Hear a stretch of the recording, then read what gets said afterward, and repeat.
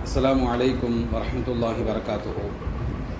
إن الحمد لله نحمده ونستعينه ونستغفره ونؤمن به ونتوكل عليه ونعوذ بالله من شرور أنفسنا ومن سيئات أعمالنا. من يهده الله فلا مضل له ومن يضلله فلا هادي له. ونشهد أن لا إله إلا الله وحده لا شريك له ونشهد أن سيدنا ونبينا وحبيبنا مولانا محمد صلى الله عليه وسلم. أما بعد أوصيكم نفسي أولا بتقوى الله.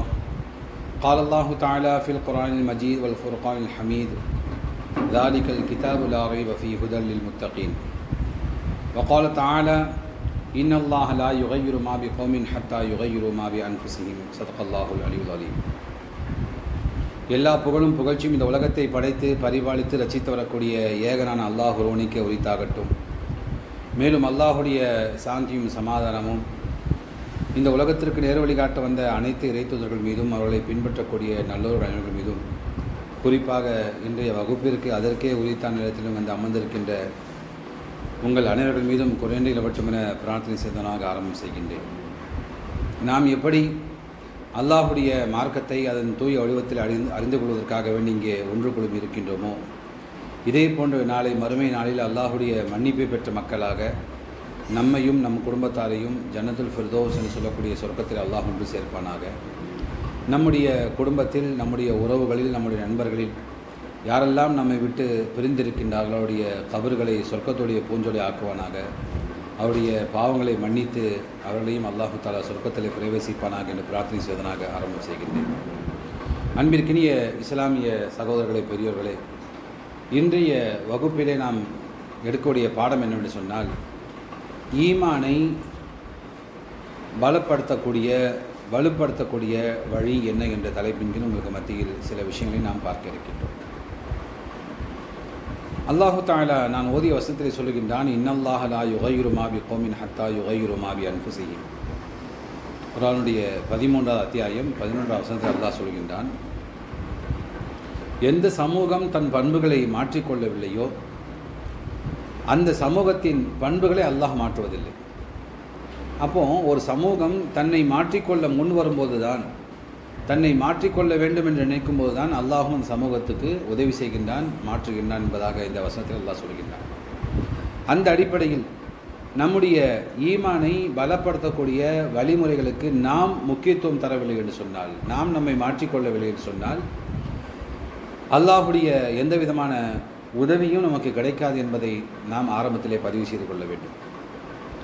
ஈமானை நாம் ஏன் வலுப்படுத்த வேண்டும், ஈமானை எப்படி வலுப்படுத்துவது என்ற 2 விஷயங்களைத்தான் இன்றைய வகுப்பில் நாம் தெளிவாகவும் சுருக்கமாகவும் நாம் பார்க்க இருக்கின்றோம்.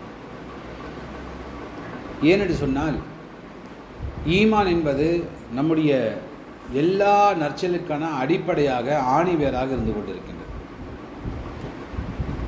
நாம் எத்துணை நற்காரியங்கள் செய்தாலும் சரி, எத்துணை நல்ல செய்தல்கள் செய்தாலும் சரி, ஈமான் இல்லை என்று சொன்னால் அந்த காரியம் எந்த விதமான பயனும் இல்லாமல் பயனற்ற ஒரு செயலாக ஆகிவிடும். முஸ்லீம் அல்லாத பல சமூக மக்கள் பலவிதமான நற்காரியங்களை செய்கின்றார்கள். பலவிதமான நற்காரியங்கள், மதர் தெரசா போன்ற சமூக சேவைகள்லாம் எடுத்துக்கொண்டோம் என்று சொன்னால் உலகமே பாராட்டுகின்றது, உலகமே வியக்குகின்றது, இந்த அளவுக்கு ஒரு சமூக சேவை சிந்தனையாளர்களா என்று.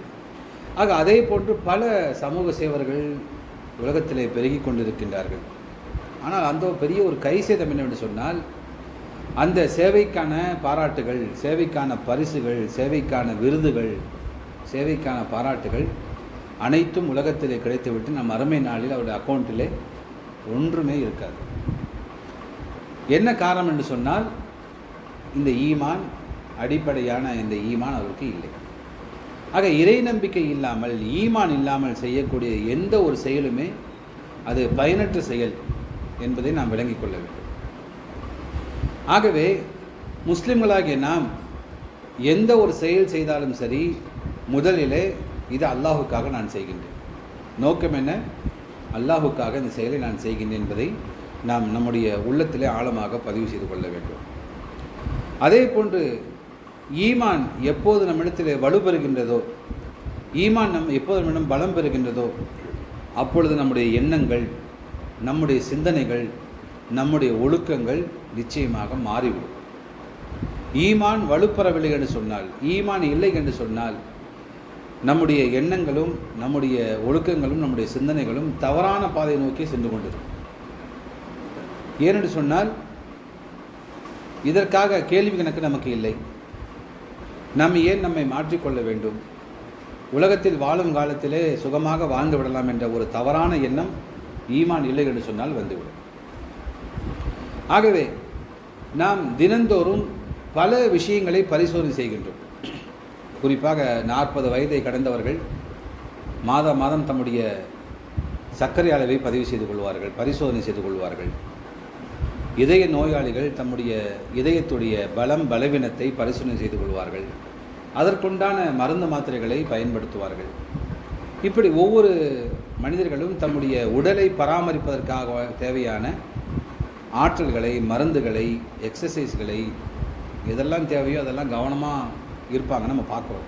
அல்ஹம்துலில்லாஹ், எந்த விதமான தவறும் இல்லை. அதை நாம் பரிசோதனை செய்து கொள்ள வேண்டும், தம்மை தாமே மாற்றிக்கொள்ள வேண்டும், ஆரோக்கியமாக நாம் இருக்க வேண்டும். இது ஈமானை இதே போல் நாம் பரிசோதனை செய்கின்றோமா? நம்முடைய ஈமானை நாம் அளவிடுகின்றோமா? அதை நம்ம மாதம் செக் பண்ணுறோமா? ஆனால் இஸ்லாம் சொல்கிறது டெய்லி செக் பண்ண சொல்லுது. ஆனால் குறைந்தபட்சம் மாதம் பரிசோதனை செய்கின்றோம் என்று சொன்னால், சில மனிதர்கள் வருடத்துக்கு ஒரு முறை ரமதான் மாதத்தில் மட்டும்தான் நம்முடைய ஈமானை பரிசோதனை செய்து கொள்வார்கள். அல்லாஹ் நம்மை காப்பாற்ற வேண்டும். நம்முடைய ஈமானை தினந்தோறும் ஒவ்வொரு நிமிடமும் நாம் பரிசோதனை செய்து கொண்டே இருக்க வேண்டும். ஏனென்று சொன்னால், ஈமான் என்று சொல்லக்கூடிய ஒரு செயல், ஒரு விஷயம் உடனே எக்ஸ்பிரி ஆகக்கூடிய ஒரு செயல். உடனே எக்ஸ்பிரி ஆகிடும். எப்படி நம்ம ரத்தம் வெளியே வந்த உடனே அதை நாம் பாதுகாக்கவில்லை என்று சொன்னால் கெட்டு விடுமோ? இப்போ ரத்தத்தை நம்ம கிளாஸில் கொண்டு போய் கொடுத்து செய்ய முடியாது, தர்மம் செய்ய முடியாது. டொனேட் பண்ணுறோம் இல்லையா? ரத்தத்தை என்ன செய்யலாம், நம்ம அடுத்த கிளாஸில் பிடிச்சி ஹாஸ்பிட்டலில் கொடுத்துருந்தாங்க, இதை டொனேஷனாக வச்சுக்கன்னு சொன்னால் என்ன, வெளியே வந்த உடனே அது உடனே அசுத்தமாகிவிடும், அதை செய்ய முடியாது. அதுக்காக சில பரிசோதனை முறைகள், அதற்குண்டான வழிமுறைகள் நாம் காப்பாற்றினால்தான் ரத்தத்தை நாம் செய்ய முடியும், பிற மக்களுக்கு கொடுக்க முடியும். ஆக அதே போன்று தான் நம்முடைய ஈமானை நாம் பாதுகாப்பது மிக மிக அவசியமான ஒன்றாக இருந்து கொண்டிருக்கின்றது. ஈமானின் மூலமாக நம்முடைய ஆளுமைகள் வெளிப்பெறுகின்றன, நம்முடைய கொள்கைகள் வலுப்பெறுகின்றன, நம்முடைய வாழ்க்கைகள் வலுப்பெறுகின்றன. ஆக ஈமானுடைய பெரிய பலம் என்னவென்று சொன்னால், மறுமையுடைய வெற்றி மிக ஒரு பெரிய வெற்றியாக மாறும் என்பதை நாம் புரிந்து கொள்ள வேண்டும். ஆக ஒரு இறை நம்பிக்கையாளன் தம்முடைய வாழ்க்கையில் எப்படி சிந்திக்கின்றான், எப்படி அமைத்துக் கொள்கின்றான் என்று சொன்னால், அவனுடைய ஒவ்வொரு செயலும் மறுமைக்கு வெற்றிக்குண்டான ஒரு படிக்கட்டாக மாற வேண்டும். உலகத்தில் செய்யக்கூடிய செயல், உலகத்தில் பாராட்டு கிடைக்கிறதோ இல்லையோ, உலகத்தில் என்னை மக்கள் மதிக்கின்றார்களோ இல்லையோ, உலகத்தில் யார் பார்க்கின்றார்களோ இல்லையோ, பிரச்சனை இல்லை. ஆனால் இதன் மூலம் நாம் மறுமையில் வெற்றி பெற வேண்டும் என்பதை ஒவ்வொரு இறை நம்பிக்கையாளனும் ஆசைப்படுகின்றார். ஆகவே ஈமானை வலுப்படுத்துவதன் மூலமாக மறுமையுடைய வாழ்க்கை வெற்றிகரமான வாழ்க்கையாக அமையும் என்பதை நாம் விளங்கிக் கொள்ள வேண்டும். நம்முடைய ஆரம்பத்தில் சொன்னதை போன்று நாம் பல பரிசோதனைகளை செய்கின்றோம். ஆனால் ஈமானிய பரிசோதனை நாம் ஒருபோதும் செய்வதில்லை. ஈமானிய பரிசோதனை செய்யாததன் காரணமாக நாம் பலவீனமான நிலைக்கு நாம் சென்று விடுகின்றோம். நான் ஆரம்பத்தில் சொன்னதை போன்று நம்முடைய உடல் சர்க்கரை அளவை நாம் பரிசோதிக்கவில்லை என்று சொன்னால் என்ன செய்யும்? கொஞ்சம் கொஞ்சமாக நம்முடைய உடலில் பலவீனங்கள் வெளிப்பட்டு இறுதியில் ஒரு நாள் கதை முடிந்துவிடும். இதே போன்று தான் நம்முடைய ஈமானை நாம் பரிசோதிக்கவில்லை என்று சொன்னால், பலவீனமான நிலைக்கு மனிதன் கொஞ்சம் கொஞ்சமாக மாறி கடைசியில் அவன் ஈமானை விட்டு முழுவதுமாக வெளியேறி குஃப்ரின் பக்கமும் ஷிர்கின் பக்கமும் பிதாபின் பக்கமும் அவன் முழுவதுமாக சென்று விடுவான். அப்போது ஈமான் நம்ம என்ன செய்யணும்னு சொன்னால், தினந்தோறும் ஒவ்வொரு நிமிடமும் ஒவ்வொரு நாளும் நாம் பரிசோதனை செய்து கொண்டே இருக்க வேண்டும். ஆக உலகத்தில் உள்ள அனைத்து மக்களும் அல்லாஹும் தூதரும் சொன்ன வழிமுறைகளை பின்பற்ற வேண்டும் என்பதாக ஆசைப்படுகின்றார்கள். ஏனென்று சொன்னால் அதுதான் ஈமானுடைய வெற்றிக்குண்டான வழி என்பதை விளங்கியிருக்கின்றார்கள். ஆக இறை நம்பிக்கையாளர்கள் இந்த அல்லாஹையும் ரசூலையும் பின்பற்றவில்லை என்று சொன்னால் அவருடைய ஈமான், இறை நம்பிக்கை ஒருபோதும் பலம் பெற முடியாது என்பதை நாம் ஆழமாக புரிந்து கொள்ள வேண்டும். நாம் எந்த ஒரு செயல் செய்தாலும் சரி, அதில் அல்லாஹுடைய தூதருடைய வழிகாட்டுதல் இருந்தால்தான் நம்முடைய ஈமான் வலுப்பெறும் என்பதை புரிந்து கொள்ள வேண்டும். ஆக ஈமானை வலுப்படுத்தக்கூடிய வழிகள் என்ன என்பதை நாம் பார்க்க இருக்கின்றோம். முதலிலே அல்லாஹ் சொல்கின்றான், தாலிகல் கிதாபு லா ரைப ஃபீஹி ஹுதல் லில் முத்தகீன். இந்த வேதத்தில் எந்த விதமான சந்தேகம் இல்லை. இந்த வேதம் யாருக்கு வழிகாட்டும் என்று சொன்னால், ஹுதல் லில் முத்தகீன், இறையச்சமுள்ள மக்களுக்கு, இறை நம்பிக்கையாளர்களுக்கு, முத்தகீன்களுக்கு மட்டுமே இந்த குர்ஆன் வழிகாட்டும் என்பதை அல்லாஹு தஆலா மிக தெளிவாக சொல்கின்றார்.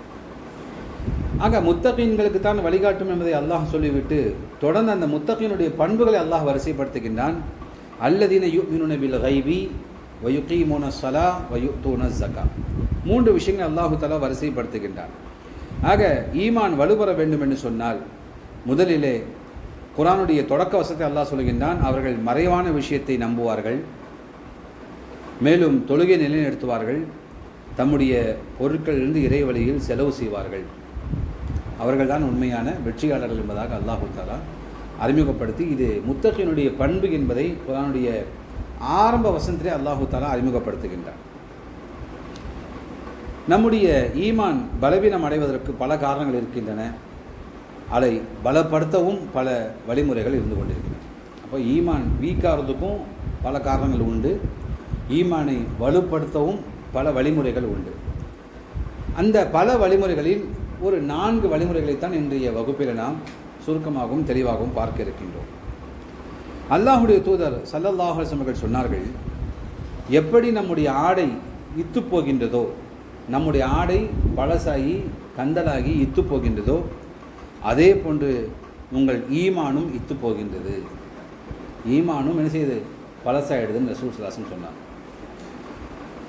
ஆகவே உங்கள் ஈமானை ரிஃப்ரெஷ் செய்யுமாறு, புதுப்பித்துக் கொள்ளுமாறு அல்லாஹ்விடம் நீங்கள் தொடர்ந்து பிரார்த்தனை செய்து கொண்டிருங்கள். அதே போன்று அதற்குண்டான முயற்சிகள் நாம் ஈடுபட வேண்டும். அப்போ ஆரம்பத்தில் சொன்னதை போன்று நம்முடைய ஈமான் பழைய துணி மாதிரி இத்து போகும். ரசூல் ஸல்லல்லாஹு அலைஹி வஸல்லம் இங்கே எளிமையான ஒரு அழகான உதாரணத்தோடு நமக்கு சொல்லுகின்றார். நம்ம ஒரு ஆடை எடுக்கின்றோம் என்று சொன்னால் அந்த ஆடையில் ஓட்டை இருக்கின்றதா, இத்து போய் இருக்கின்றதா என்பதை நாம் பார்க்கின்றோம். ஏன்னு சொன்னால் திடீர்னு செய்யும் அந்த ஆடை கிழிந்து விடக்கூடாது என்பதற்காக வேண்டி. ஆக ஆடையிலே கவனம் செலுத்தக்கூடிய நாம் நம்முடைய ஈமானும் சற்று நாம் கவனம் செலுத்த வேண்டும். எப்படி ஆடை இத்து போகின்றதோ அதே போன்று ஈமானும் இத்து போகும் என்பதை அல்லாஹ்வுடைய தூதர் நமக்கு ஒரு ஓமையோடு சொல்லி காட்டுகின்றார்கள். எதற்காகெல்லாம் இந்த ஈமான் பலவீனம் அடைகின்றது முதலிலே அதை புரிந்து கொள்ள வேண்டும். ஃபஸ்ட்டு எது வீக்னஸ் என்பதை தெரிஞ்சிட்டால் தான் அதுக்குண்டான நம்ம மருந்தை எடுக்க முடியும் இல்லையா? முதலில் நம்முடைய ஈமான் பலவீனமாவதற்கு முக்கியமான காரணம் என்று சொன்னால் பாவங்களில் ஈடுபடுவது, பாவம் செய்வது. அந்த பாவத்தை பாவம் என்பதாக உணராமலே பாவத்தில் நாம் ஈடுபட்டு கொண்டிருப்பது, இது ஈமானை பலவீனப்படுத்தும். ஆக ஒரு இறை நம்பிக்கையாளர் பாவம் செய்கிறான் என்று சொன்னால் அவன் உடனே தன்னை தயார்படுத்தி கொண்டு உடனடியாக அல்லாஹ்வின் பக்கம் திரும்ப வேண்டும், அல்லாஹ்விடம் மன்னிப்பு கேட்க வேண்டும். அவனை அல்லாஹ் மன்னிக்கின்றான். அப்போ ஒரு பாவத்தை ஒரு மனிதன் உணர வேண்டும். ஆனால் ஈமான் பலவீனமாகிவிட்டதுன்னு சொன்னால் அந்த பாவத்தை உணரக்கூடிய, பாவத்தை புரிந்து கொள்ளக்கூடிய, பாவம் செய்கின்றோம் என்பதை தெரிந்து கொள்ளக்கூடிய அந்த தன்மை நம்மை விட்டு அகன்றுவிடும். ஆக முதலாவது ஈமான் பலவீனமாவதற்கான வழி என்னவென்று சொன்னால் பாவங்களில் ஈடுபடுவது. இரண்டாவது பார்ப்போம் என்று சொன்னால் அல்லாஹ்வுடைய கட்டளைகளை மீறுவது. நம்முடைய மனசு என்ன சொல்கின்றதோ, நம்முடைய பெற்றோர்கள், நம்முடைய உறவினர்கள், நம்முடைய ஊர்க்காரர்கள், நம்முடைய நண்பர்கள் என்ன சொல்கின்றார்களோ அதை நாம் செயல்படுத்த முனைப்பாக நாம் ஈடுபடுவோம். அல்லாஹ்வுடைய சட்டத்தை ஓரமாக வைத்துவிடுவோம். ஆக நீங்கள் ஒவ்வொருவரும் நீதிபதிகள், நம்ம ஒவ்வொருவரும் நீதிபதிகள். தினந்தோறும் பலவிதமான வழக்குகளை நம்முடைய உள்ளம் சந்திக்கின்றது. வெளியால் கேஸில் நம்ம கேஸை சந்திக்கின்றது. நாம் நீதிபதியாக அல்லாஹ்வுடைய சட்டத்தை கொண்டு தீர்ப்பளிக்கின்றோமா அல்லது ஷைத்தானிய வழிமுறை கொண்டு தீர்ப்பளிக்கின்றோமா என்று பார்ப்போம் என்று சொன்னால் இறை சட்டங்களை நாம் மீறிக்கொண்டே இருக்கின்றோம். அப்போ நம்மிடம் பலவீனமாவதற்கு முக்கியமான காரணம் அல்லாஹ்வுடைய சட்டங்களை மீறுவது. இப்போ அல்லாஹ்வுடைய சட்டத்தை எப்படி வைக்க வேண்டும் என்று சொன்னால், யார் என்ன சொன்னாலும் சரி, என்னோட ரப் இதை விரும்புகின்றான், என்னோட ரப்புடைய உத்தரவு இதுதான், அல்லாஹ்வுடைய கட்டளை இதுதான் என்று சொல்லும்போது அதை நாம் முனைப்போடு செயல்படுத்த வேண்டும், செயல்படுத்த முயற்சி செய்ய வேண்டும். ஆனால் பகிரங்கமாக அல்லாஹ்வுடைய கட்டளைகள் மீறப்படும் போது அதன் மூலமாக வரக்கூடிய விளைவு என்னென்னு சொன்னால் நம்முடைய ஈமான் பலவீனம் அடைகின்றது. நான் ஆரம்பத்தில் சொன்ன ஒரு சுகருக்கு உண்டான உதாரணம் தான். சுகர் டேப்லெட்டும் சாப்பிட்டுட்டு இருக்கோம், இந்த பக்கம் ஸ்வீட்டும் சாப்பிட்டுட்ருக்கோம். சரிங்களா? எது ரொம்ப ஸ்ட்ராங்காக இருக்கும், மாத்திரையா ஸ்வீட்டா? அப்போ எது அது ஸ்வீட் தான் செய்யணும்னு சொன்னால் அந்த மாத்திரையே செய்யும் அடிச்சுட்டு நம்மை மேலும் மேலும் பலவீனமாக்கி கொண்டிருக்கும். ஆக இதே போன்று தான் ஷைத்தானிய சட்டங்கள் ஸ்வீட்டாக இருக்கும், நமக்கு அல்லாஹுடைய சட்டங்கள் டேப்லெட் மாதிரி இருக்கும். அப்போ அல்லாஹுடைய சட்டங்களை பின்பற்றுவதற்கும் கொஞ்சம் கஷ்டமாக இருக்கும். ஆனால் இறை நம்பிக்கையாளன் நம்முடைய உடலை ஆரோக்கியமாக வைத்து கொண்டிருக்கும் நினைக்கக்கூடியவன் அந்த பாவக்காய் ஜூஸை கூட குடிக்க தயாராக இருப்பான். இப்போ அல்லாஹுடைய சட்டங்களை அப்படி நாம் பின்பற்ற முயல வேண்டும். உலக சட்டங்கள் இனிப்பாக ஒரு கவர்ச்சியாக சுவையாக நமக்கு இருந்து கொண்டிருக்கும். அந்த அல்லாஹ்வை மீறக்கூடிய சட்டங்கள் பக்கம் நாம் சென்று விட்டோம் என்று சொன்னால் உடனடியாக நம்முடைய ஈமான் பலவீனமாகிக் கொண்டே வரும் என்பதை நாம் விளங்கிக் கொள்ள வேண்டும். மூன்றாவது, அல்லாஹுக்கு மாறு செய்வது. அல்லாஹுக்கு மாறு செய்கின்றோம் என்பதை உணராமலே தொடர்ந்து மாறு செய்து கொண்டிருப்பது. 3 விஷயங்கள் சொன்னேன். முதலாவது, பாவங்கள் தொடர்ந்து ஈடுபட்டு கொண்டிருப்பது, பாவங்கள் தெரியாமல் பாவம் என்பதாக நாம் செய்து கொண்டிருப்பது, பாவத்திலே நாம் அதிகமாக இருப்பது. இரண்டாவது, அல்லாஹுடைய கட்டளைகளை மீறுவது. மூன்றாவது, அவனுக்கு மாறு செய்வது. ஆகிய விஷயங்கள் நம்முடைய ஈமானை பலவீனப்படுத்தக்கூடிய விஷயங்கள். இது மாதிரி நிறைய விஷயங்கள் இருக்குது, சுருக்கமாக சொல்கிறேன். இதெல்லாம் ஈமானை பலவீனப்படுத்தக்கூடிய விஷயங்கள். அல்லாஹுடைய வசங்களை கேட்டால் அல்லாஹ் சொல்லுகின்றான், வைதா துலியத் அலைஹிம் ஆயாத்துஹு ஜாதத்தும் ஈமானா. என்னுடைய வசனங்கள் அவருக்கு முன்னால் ஓதி காண்பிக்கப்பட்டால் அவருடைய உள்ளம் நடுங்கும். ஜாதத்தும் ஈமானா, அவருடைய ஈமான் வலுப்பெறும், பலப்பெறும், அதிகமாகும் என்பதாக அல்லாஹ் சொல்கின்றான். சூரத்துல் அன்ஃபாலுடைய 2வது வசனத்தில் அல்லாஹ் சொல்கின்றான், குர்ஆன் வசனங்கள் ஓதி காண்பிக்கப்பட்டால் உள்ளம் நடுங்க வேண்டும். ஆனால் நம்முடைய உள்ளம் நடுங்கவில்லை, காமாக இருக்குது, பீஸாக இருக்குது, அமைதியாக இருக்குது. என்ன காரணம் என்று சொன்னால், என்ன காரணம்? இத்து போச்சு. ஈமான் இத்து போனதன் காரணமாக அந்த நம்முடைய உள்ளத்தில் எந்த விதமான மாற்றமும் ஏற்படுவதில்லை. அல்லாஹுடைய தூதர் ஸல்லல்லாஹு அலைஹி வஸல்லம் சொன்னார்கள், உடம்பில் ஒரு சதை துண்டு இருக்கின்றது. அந்த சதை துண்டு சீர்பட்டு விட்டால், அந்த சதை துண்டு சரியாகிவிட்டால் உடல் முழுவதுமே சரியாகிவிடும்.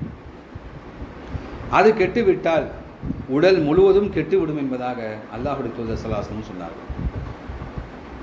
அப்போது ஒரு சதை துண்டு உடம்புல இருக்குது, அது மட்டும் கரெக்டாக இருந்தால் எல்லாமே கரெக்டாக இருக்கும். அவனுடைய இறை நம்பிக்கை, இறை எச்சம், தக்குவா எல்லாமே கரெக்டாக இருக்கும்.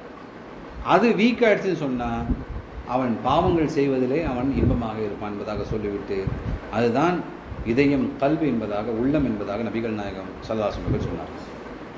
இன்றைக்கி மருத்துவர்களும் சொல்லுவது தான், உங்கள் ஹார்ட் நல்லா இருக்கா? வெளிரங்கத்திலே சொல்லுங்கள், ஹார்ட் நல்லா இருக்கா? உங்களுக்கு ஹார்ட் அட்டாக் வர சான்ஸ் இல்லை. உங்களால் தொடர்ந்து இத்தனை நிமிஷம் மூச்சு என்ன செய்ய முடியுது, தாக்கு பிடிக்க முடியுதா? உங்கள் நுரைகள் நல்லா இருக்கும் இல்லையா? அப்போது அல்லாஹுடைய தூதர் சொல்லுகின்றார்கள், ஏனென்று இந்த கல்பு கெட்டுவிட்டால் உடல் முழுவதும் கெட்டுவிடும். அதன் மூலமாக நம்முடைய உள்ளத்தில் கெட்ட எண்ணங்கள் வந்துவிடும். கல்பு வீக்காச்சுன்னு சொன்னால் என்ன செய்யும்? உள்ளம் வீக்காச்சுன்னு சொன்னால் கெட்ட எண்ணங்கள் உள்ளே புகுந்து விடும். எப்படி புகுந்து விடும் என்று சொன்னால், அது கெட்ட எண்ணம் என்பதாக நமக்கு தெரியாமலே உள்ளே புகுந்து விடும். அதெல்லாம் ஒன்றும் இல்லைங்க, இந்த காலத்தில் இதெல்லாம் தப்பா, இந்த கால பசங்க அப்படி தான் என்பதாக நாமே அதை என்ன செய்யணும் என்று சொன்னால் நார்மலைஸ்ட் ஆகிவிடுவோம். ஒன்றும் இல்லை, அதெல்லாம் நார்மல் தான். என் பையன் குடிக்கிறான், அதெல்லாம் நார்மல் தான், ஒன்றும் பிரச்சனை இல்லை. புகைப்பிடிக்கிறான், அதெல்லாம் நார்மல் தான் என்பதாக நாம் அதையெல்லாம் ஒரு இயற்கையாக, அது ஒன்றும் பிரச்சனை இல்லை என்பதாக, இயற்கை என்பதாக நாம் எண்ணிக்கொள்வோம். ஆனால் உண்மையில் இது ஈமானை பலப்படுத்தக்கூடிய விஷயமாகும். ஆக நம்முடைய உள்ளம் ஸ்ட்ராங்காக இல்லை என்று சொன்னால் கெட்ட எண்ணங்கள் வந்து நம்முடைய ஈமானை பலப்படுத்தும். ஈமானை பலவீனப்படுத்தப்படும் போது, இதன் மூலமாக ஈமான் பலவீனப்படும் போது, கெட்ட விஷயங்கள் வரும்போது உள்ளம் பலவீனமாகிவிடும். ஈமான் பலவீனமாகும் போது என்ன ரிஃப்ளெக்ட், என்ன தெரிய வரும், எப்படி நம்மை நாமே விளங்கிக் கொள்வது? எனக்கு ஈமான் பலமாக இருக்கின்றதா பலவீனமாக இருக்கின்றதா என்பதை எப்படி விளங்கிக் கொள்வதுன்னு சொன்னால், அதற்கு அறிஞர்கள் ஒரு சுருக்கமான தெளிவான ஒரு எடுத்துக்காட்டை சொன்னார்கள்.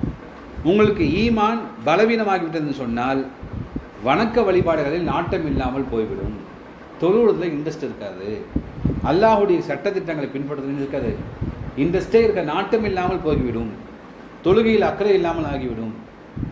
இதுதான் வந்து ஃபஸ்ட்டு ஸ்டெப்பு. எதுக்கு? ஈமான் ரொம்ப வீக் ஆகிடுச்சின்னு சொல்லிட்டு. இது நம்ம எத்தனை பேருக்கு சொல்லுங்க பார்ப்போம். அவுதுபில்லாஹ், அல்லாஹ் காப்பாற்ற வேண்டும் என்று சமுதாயத்தில் இது பரவி இருக்குது. ஆக தொழுகையிலே வணக்க வழிபாடு நாட்டம் இல்லாமல், இது ஃபஸ்ட்டு ஸ்டெப்பு. இது மட்டுமே முடிவில்லை. ஃபஸ்ட்டு சிம்டம் என்ன அப்படின்னு சொன்னால், வணக்க வழிபாடுகளில் தொழுகைகளில் உங்களுக்கு ஈடுபாடு இருக்காது.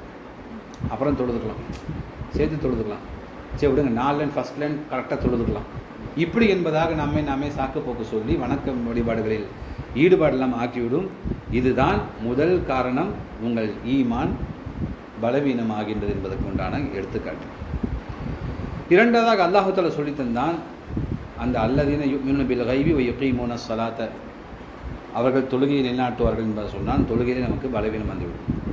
அதுக்கடுத்து வயுத்தூன ஜக்காத்தை அல்லாஹ் சொல்கின்றான், அல்லாஹ் தந்த பொருள் இருந்து அவர்கள் செலவு செய்யாமல் இருப்பார்கள். தர்மம் செய்ய மனசு வராது, ஜக்காத் கொடுக்க மனசு வராது, சதக்கா கொடுக்க மனசு வராது, ஒரு ஏழைக்கு உணவளிக்க மனசு வராது.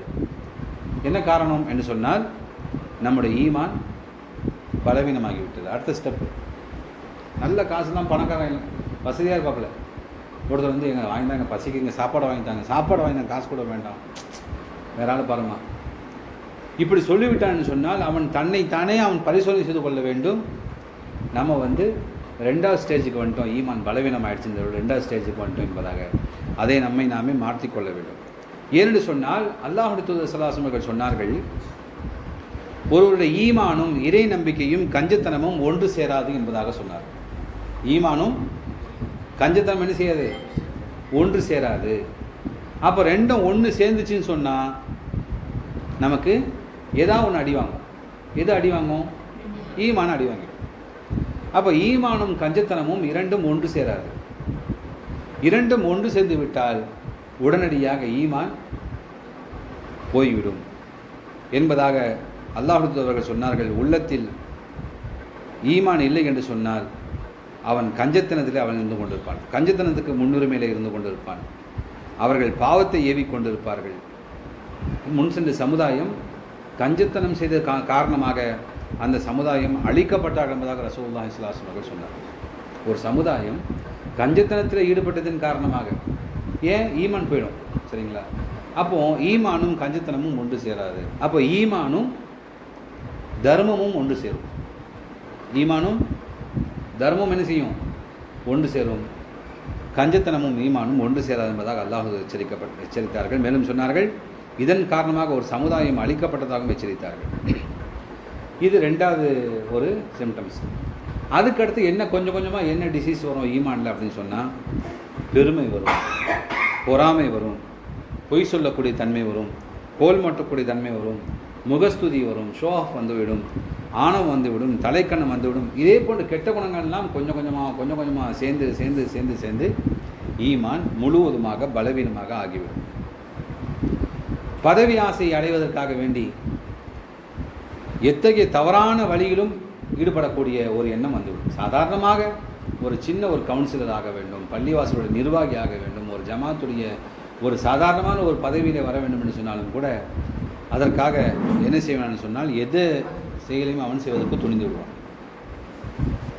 அதை பெறுவதற்காக வேண்டி நல்ல விஷயத்தை எல்லாம் தியாகம் செய்ய முன் வந்து விடுவான். ஆக எந்த ஒரு நல்ல விஷயத்தை நாம் மக்களுக்கு எடுத்துரைக்கின்றோமோ அதை நாம் செய்யாமல் இருப்பதும் ஈமானுடைய பலவீனமாகும். நல்ல விஷயத்தை மணிக்கணக்காக பேசுகிறோம், பயான் பண்ணுறோம், அப்படி செய்யுங்க இப்படி செய்யுங்க அப்படி செய்யுங்கன்னு சொல்கிறோம். ஆனால் அதை நாம் செய்யவில்லை என்று சொன்னால் எதற்குண்டான ஒரு சிம்டம்ஸ்? ஈமான் பலவீனமாகிவிட்டது. அல்லாஹ் பல இடங்கள் குர்ஆனில் எச்சரிக்கின்றார். மக்களுக்கு சொல்கிறீங்களே, நீங்கள் உங்களை யோசிக்கிறீங்களா? அல்லாஹ் கேட்குற பல இடத்துல. மக்களுக்கு பல அறிவுரைகளை சொல்லுகின்றீங்களே, நீங்கள் உங்களை நீங்கள் சிந்தித்து பார்த்தீர்களா? மேலும் சொல் ஒன்று செயல் ஒன்று இருக்கின்றது. லிம தக்கூலுன மா லா தஃஅலூன். ஒரு விஷயத்தை சொல்கிறீங்க, ஒரு விஷயத்தை செய்கிறீங்களே. ஆக இதெல்லாம் நம்முடைய ஈமான் பலவீனமாவதற்குண்டான காரணமாகும். ஈமான் மென்மேலும் பலவீனமாகும் போது, பாவமான காரியங்கள் ஈடுபடும் போது அல்லாஹுடைய பயம் கொஞ்சமும் இல்லாமல் ஆகிவிடும். அல்லாஹை பற்றி கொஞ்சம் பயம் இருக்காது. ரசூல் ஸல்லல்லாஹு அலைஹி வஸல்லம் ஒவ்வொரு பயானுடைய ஒவ்வொரு அறிவுடைய துவக்கத்திலும் சொல்வார்கள், இத்தகுல்லா, அல்லாஹ்வை அஞ்சிக் கொள்ளுங்கள். ஊசிக்கும் நஃப்சி, என்னையும் உங்களையும் பித்தக்குவல்லா, அல்லாஹுடைய அச்சத்தை கொண்டு உபதேசம் செய்கின்றேன். எனக்கும் உங்களுக்கும் அல்லாஹுடைய அச்சத்தை கொண்டு நான் உபதேசம் செய்கின்றேன். அல்லாஹ்வை நீங்கள் அஞ்சிக் கொள்ளுங்கள் என்பதாக அடிக்கடி அல்லாஹ்வுடைய தூதர் தம்முடைய உரைகளில் அறிவுரைகளில் பேசும்போதெல்லாம் சொல்லிக் கொண்டிருப்பார்கள். காரணம், அல்லாஹுடைய அச்சம், அல்லாஹுடைய பயம் நம்முடைய உள்ளத்தை விட்டு சென்று விட்டதுன்னு சொன்னால் ஃபுல்லாக ஈமான் காலி. அவர் வெறும் பாய் தான். முத்தகீனாக முஃமினாக இருந்தவர் வேறு எப்படி ஆயிடுவார்? வெறும் பாயாக பெயரளவில் அரசாங்கத்தில் கஜத்திலே அவர் முஸ்லீம் என்பதாகத்தான் எதிர்பார்த்த தவிர அல்லாஹுடைய பார்வையில் ஈமான் அற்றவராக கருதப்படுவார். மேலும் இப்னு மசூத் ரலியல்லாஹு அவர்கள் சொல்கின்றார்கள், நபி ஸல்லல்லாஹு அலைஹி வஸல்லம் சொன்ன ஒரு ஹதீஸை சொல்கிறாங்க, ஒரு முஃமினுக்கும் முனாஃபிக்கும் உள்ள வேறுபாடு.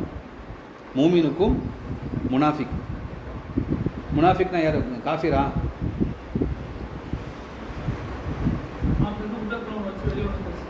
முஸ்லீமா? முஸ்லீம் இல்லையா? முஸ்லீம் தான். முஸ்லீமில் தான். முனாஃபிக்ன்றவன் தனியாக ஒரு குரூப் இல்லை இல்லையா? இறை நம்பிக்கையாளன்னு என்ன செய்கிறான்னு சொன்னால் சில நேரத்தில் அவன் முனாஃபிக் ஆகிடுவான். எதுக்கு இந்த கேள்வி கேட்குறேன் அப்படின்னு சொன்னால், ரசூல் ஸல்லல்லாஹு அலைஹி வஸல்லம் சொன்னாங்களா இல்லையா, வேண்டுமென்றே யார் தொழுகை விடுகின்றார்களோ மன் தரக்க இல ஸலாத்தி முத்தஅம்மிதன் ஃபக்கத் கஃபர, அவன் காஃபிர் ஆகிவிட்டான் அப்படின்னு. காஃபிர் சொன்னால் அங்கே போய்டுவோம், நம்ம குப்புசாமி ராமசாமின்னு போய்டுவோம். அப்படி போக வேணாம், இதுக்குள்ளே வாங்க. அவர் முஃமின் முனாஃபிக். சரிங்களா? இரண்டு பேருக்கும் உண்டான வேறுபாடை நபிகள் நாயகம் ஒரு உதாரணத்தோடு சொன்னார்கள். ஒரு மூமின் பாவம் செய்யும் போது, ஒரு இறை நம்பிக்கையாளன் பாவம் செய்யும் போது தம்முடைய தலையில் பெரும் பாறாங்கள் இருப்பதை போன்று உணர்வான். அந்த பாறாங்கள் வலுவி நம்ம மேலே விழுந்து விடுமோ என்பதாக அச்சப்படுவான். யார்? ஒரு மூமின். ஒரு மூமின் பாவம் செய்யும் போது நாம் பெரும் தவறை செய்கின்றோம் என்பதை பெரும் பாறாங்களாக அல்லாஹ்வுடைய ஊமையை காட்டினார்கள். அது தம்மை தாக்கி விடுமோ, தம்மில் விழுந்து விடுமோ, தன்னை அழித்து விடும் என்பதாக ஒரு மூமின் அச்சப்படுவான், கவலைப்படுவான். ஆனால் ஒரு முனாஃபிக் பெரும் பாவம் செய்யும்போது தம்முடைய மூக்கில் உட்கார்ந்த ஈயை போன்று அதை நினைப்பான். மூக்கில் ஈ உட்காந்து நம்ம என்ன செய்வோம்? அவன் தட்டி விடுவோமா இல்லையா? அப்போ அந்த பாவத்தை அவன் சாதாரணமாக செய்து கொண்டு சென்று கொண்டே இருப்பான் என்பதாக அல்லாஹ்வுடைய தூதர்கள் ஊமையோடு சொல்லி காட்டினார்கள். அப்போது ஒரு பாவம் செய்கின்றோம், இது பாவம் பெரும் தவறு என்ற ஒரு அச்சம் அவன் உள்ளத்தில் கடுகளவும் இருக்காது. அப்போ அவன் எங்கே ஸ்டேஜுக்கு வந்துடுறான்? அவன் இந்த ஸ்டேஜ் முனாஃபிக்குடைய ஸ்டேஜுக்கும் வந்து விடுகின்றான். முனாஃபிக்கை அல்லாஹு தஆலா விரும்புவதில்லை. சூரா முனாஃபிக்கில் அல்லாஹ் சொல்லித்தரான். அவன் சொல்கிறான், நம்ம அல்லாஹ் நம்பினேன், ரசூலை நம்பினேன்னு சொல்லுவான். ஆனால் முனாஃபிக்கா இதா ஜாஅக்கல் முனாஃபிகூன் காலு, சொல்லுவான், நஷ்ஹது இன்னக லரசூலுல்லாஹ், நான் சாட்சி சொல்லுகின்றேன், அல்லாஹையும் அல்லாஹ் சாட்சி சொல்லுகின்றேன். அல்லாஹ் எப்படி அறிமுகப்படுத்துகிறான் அவனை? இதா ஜாஅக்கல் முனாஃபிகூன், முனாஃபிக் வந்து உங்கள்கிட்ட எப்படி சொல்லுவான்? நான் அல்லாஹை நம்புகிறேன், நான் அல்லாஹ்வுடைய தூதர் நம்புறேன்னு சொல்லுவான் என்பதாக அல்லாஹ் சொல்லுகின்றான். ஆக இந்த ஈமான் பலவீனப்படுவதற்குண்டான ஒரு பல சிம்டம்ஸ் நம்ம பார்த்தோம். அதில் ஒரு பெரிய நோய் தான் இந்த முனாஃபிக். இப்போ ஈமான் பலவீனமான உடனே என்ன செய்வாங்க? முனாஃபிக்காக மாறிவிடுகின்றான். முனாஃபிக்காக மாறிவிட்டால் அவனுக்கு கொஞ்சமும் இறையச்சம் இருக்காது, ஈமான் முழுவதுமாக பலவீனமாகிவிடும். இந்த முனாஃபிக் தன்மை குறித்து ஒரு உரை நிகழ்த்த வேண்டும். இந்த முனாஃபிக் தன்மை பெரும் ஆபத்து, பெரும் ஆபத்து. அந்த வைரஸ் எப்படி நமக்குள்ளே புகுந்துச்சுன்னு நமக்கு தெரியவே செய்யாது. ஒரு முறை நபிகள் நாயகம் ஸல்லல்லாஹு அல்லாஹு தஆலா முனாஃபிக்குடைய பட்டியலை கொடுத்தார். யாரெல்லாம் முனாஃபிக்கு அப்படின்னு சொல்லி ஒரு பட்டியலை அல்லாஹு தஆலா அல்லாஹுடைய தூதருக்கு ஒரு ரகசியமாக சொல்லி வச்சுருந்தான். எதுக்காக சொன்னான் அப்படின்னு சொன்னால், அவங்கள்ட்ட நீங்கள் என்ன செய்யுங்க, உஷாராக இருந்துக்குங்க. ரசூல் ஸல்லல்லாஹு அலைஹி வஸல்லம் வெள்ளந்தியாக என்ன செய்வாங்கன்னு சொன்னால், முனாஃபிக்கிட்ட கூட என்ன செய்வாங்க, இவன் தக்குவா இறையச்சம் உள்ளவனா ஆயிடுவான் என்பதாக வெள்ளந்தியாக நபிகள் நாயகம் மணிக்கணக்காக அவனுக்கு தாவா பண்ணிட்டு இருப்பாங்க. அப்படி ஒரு ஆள் தான் யார்? அபு ஜஹல், அபுல் லஹப், நிறைய பேர் பேசியிருந்தாங்க. அப்போ அல்லாஹ் ஒரு லிஸ்ட்டு கொடுத்தான், இவங்களாம் முனாஃபிக், பேசுங்க ஆனால் கொஞ்சம் பார்த்து பேசுங்கன்னு அல்லாஹ் லிஸ்ட்டு கொடுத்தான். அந்த லிஸ்ட்டை நபிகள் நாயகம் ஸல்லல்லாஹு அலைஹி வஸல்லம் வச்சுட்டு என்ன செஞ்சாங்கன்னா, அப்படிப்பட்ட ஆளுங்க வரும்போது அல்லாவே அறிமுகப்படுத்தினான், இவன் வரமாட்டான் இவன். சரிங்களா?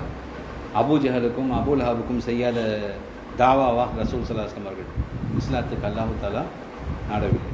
அதே போல் அல்லாஹுடைய தூதருடைய சிறிய தந்தைக்கு செய்யாத தாவாவா? ஆக இப்படியெல்லாம் அல்லாஹுடைய தூதர் அந்த மக்களிடத்திலே பாதுகாப்பாக பேசி கொண்டிருப்பார். இந்த செய்தி ஒரு காது வழியாக வாய் வழியாக உமர் அவர்கள் கிட்டுகின்றது. முனாஃபிக் உடைய தகவல் பட்டியல் அல்லாஹுடைய தூதரிடம் இருக்கின்றது. அதை அல்லாஹுடைய தூதர் ஒரு நபி தோழத்திலே கொடுத்து வைத்திருக்கின்றார். சரிங்களா? என்ற செய்தி உமர் அவர்களுக்கு வருகின்றது. உமர் ரலியல்லாஹு அவர்கள் அந்த சஹாபியை ரொம்ப நட்பாக பழகின்றார்கள், ரொம்ப ஃப்ரெண்ட்ஷிப் பிடிக்கிறாங்க. ஹுதைஃபா ரொம்ப ரொம்ப நட்பாக பழகின்றார்கள். இப்போ ஹுதைஃபாக்கே ஆச்சரியம், என்ன உமர் ரொம்ப நெருக்கமாக பழகிறாரு, சரி என்ன விஷயம், கொஞ்ச நாள் போச்சு, சொல்லும் போதே ரொம்ப கவலையாக இருக்குது. ஒரு நாள் உமர் அவர்கள் கேட்டார்கள், ஹுதைஃபா எனக்கு ஒரு சின்ன ஒரு மெசேஜ் சொல்லணும். என்ன சொல்லுங்கள்?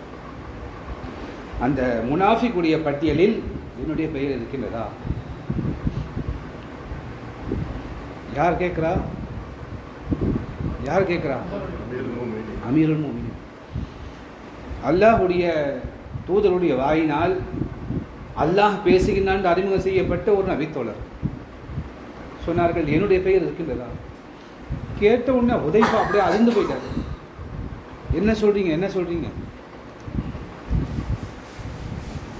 நோக்கம் என்னவென்று சொன்னால், அந்த உமர் அவர்கள் பயந்தார்கள், நான் முனாஃபிக் ஆகிவிட்டேனா?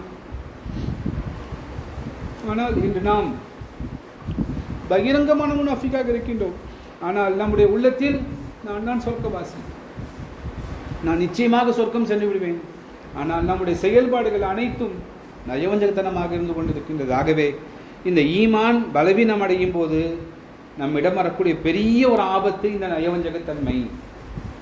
அல்லாஹ்வுக்கு ரொம்ப எச்சரித்தாங்க. இந்த முனாஃபிக்குடைய தன்மையை நபிகள் நாயகம் அதிகமாக எச்சரித்தார்கள். குர்ஆனில் அதிகமாக வசனங்கள் இந்த நிஃபாக் நயவஞ்சகத்தன்மத்தை குறித்து எச்சரித்து கொண்டு இருக்கின்றது. காரணம் என்னென்னு சொன்னால், அவளை பார்ப்பதற்கு நயவஞ்சகன் என்ற எந்த ஒரு அடையாளமும் இருக்காது. பார்ப்பதற்கு எந்த விதமான ஒரு வெளிரங்கமான அடையாளம் இருக்காது. ஆகவே உமர் அவர்கள் பயந்தார்கள், என்னுடைய பெயர் அதில் இருக்கின்றதா சொல்லுங்கள் என்பதாக. ஆனால் நாம் இந்த விஷயத்தை சற்று யோசித்து பார்க்க வேண்டும். நாம் இறையச்சத்தோடு இருக்கின்றோமா, நயவஞ்சகத்தோடு இருக்கின்றோம் என்பதை யோசித்து பார்க்க வேண்டும். நம் முன்னால் நடக்கக்கூடிய தவறுகளை நாம் தடுத்து நிறுத்த முடியாமல் இருப்பது மட்டுமல்லாமல், அந்த தவறில் நாமே ஈடுபடுகின்றோம். இதற்குண்டான ஒரு எடுத்துக்காட்டு ஈமான் பலவீனமாகி இத்து போய் ஈமான் போயிடுச்சு என்பதற்குண்டான பகிரங்கமான ஒரு வெளிப்பாடு என்னவென்று சொன்னால், ஒரு தவறுகளை தடுத்து நிறுத்த முடியாமல் அந்த தவறுகளில் நாமே ஈடுபடுவது. எனவே தான் ரசூலுல்லாஹி ஸல்லல்லாஹு அலைஹி வஸல்லம் சொன்னார்கள், ஒரு இறை நம்பிக்கையாளர் ஒரு தீமையை கண்டால் அதை தன் கையினால் தடுத்து நிறுத்துவார். முடியவில்லை என்று சொன்னால் நாவினால் தடுப்பார். அதற்கு முடியவில்லை என்று சொன்னால் இறுதியாக மனதினால் அதை வெறுத்து ஒதுங்குவார். இதுதான் ஈமானுடைய கடைசி ஸ்டேஜ் என்பதாக ரசூல் ஸல்லல்லாஹு அலைஹி வஸல்லம் சொன்னார். ஆனால் இன்று நாம் எப்படி இருக்கின்றோம்? அந்த தீமையின் மீது கடுகளவு வெறுப்பில்லாமல் அந்த தீமையிலே நாமே என்ன செய்கின்றோம்? பங்கு கொள்கின்றோம். அந்த தீமையில் நாமே ஈடுபடுகின்றோம். அந்த தீமையை நாமே செய்கின்றோம் என்று சொன்னால் சற்று யோசித்து பாருங்கள், நம்முடைய ஈமான் எந்த அளவுக்கு ஒரு வீக்னஸ் பலவீனமாக இருக்கின்றது, எந்த அளவுக்கு நம்முடைய ஈமான் இத்து போய் இருக்கின்றதை நாம் சற்று யோசித்து பார்க்க வேண்டும். அன்பிற்கினே இஸ்லாமிய சகோதரர்களே, ஈமான் மட்டும்தான் மறுமை நாளில் நம்முடைய அந்தஸ்துகளை உயர்த்தக்கூடிய மிகப்பெரிய ஒரு ஆயுதம். ஈமான் மட்டும்தான் நாளைக்கு மறுமை நாளில் நம்முடைய நன்மை தட்டுகளை அதிகரிக்கக்கூடிய ஒரு ஆயுதம். அந்த ஈமானை பாதுகாத்து கொள்ளக்கூடிய, அந்த இறை நம்பிக்கையை பாதுகாத்து கொள்ளக்கூடிய ஒரு ஆர்வம் நம்மிடம் சுத்தமாக இல்லை என்பதுதான் கவலைக்குரிய செய்தி. ஆக அந்த ஈமான் நமக்கு பலவீனம் அடையும் போது நற்செயல்கள் நமக்கு ஆர்வம் இல்லாமல் சென்றுவிடும். எனவே தான் அல்லாஹு தாலா சொல்லித் தருகின்றான். குர்ஆனுடைய 10வது அத்தியாயம் 9வது வசனத்தில் அல்லாஹ் சொல்கின்றான், எவர்கள் நம்பிக்கை கொண்டு, அதாவது இந்த வேதத்தில் சொல்லப்பட்ட சத்தியங்களை ஏற்றுக்கொண்டு நற்செயல்கள் புரிந்து கொண்டிருக்கின்றார்களோ அவர்கள் கொண்ட இறை நம்பிக்கையின் காரணமாக அல்லாஹு தாலா அவர்கள் நேர்வழியிலே செலுத்துவார்.